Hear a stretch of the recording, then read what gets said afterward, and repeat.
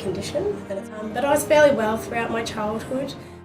I went to uni, I did physiotherapy, and then I became a physio and I worked full time. When I was 28, I developed a very, very severe chest infection that sort of came out of the blue. So I went from a lung function of about 45% and functioning quite well, still working full time, not needing oxygen or anything like that, to a lung function of about 20% in the matter of not even months, probably weeks.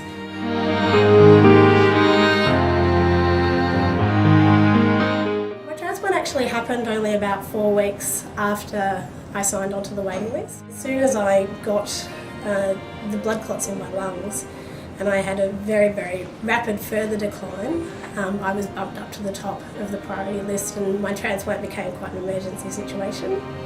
On the Friday, my parents were told that I would have less than 24 hours to live, and on the Saturday morning lungs became available. So I was extremely lucky. And thankfully I don't remember that, but it was quite traumatic for my parents and my partner and my best friend, who were all staying over at the hospital at the time and had been given this news the day before.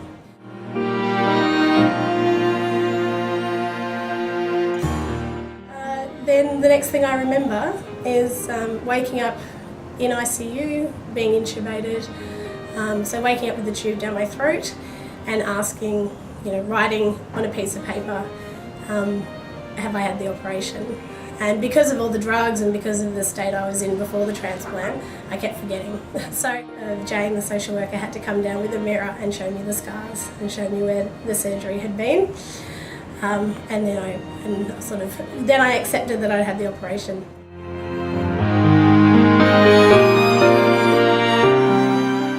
First walk was with my partner, and it was up to the corner and back from our house, which probably would have been maybe 200 metres total, and that took me half an hour, with him assisting me up curbs. So that's how weak and unwell I still was post-transplant.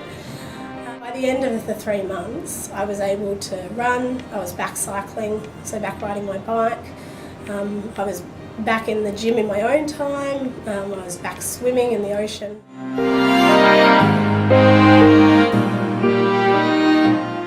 I've been involved in the Heart and Lung Transplant Trust since a year post-transplant, maybe a little bit earlier, and I'm currently the president.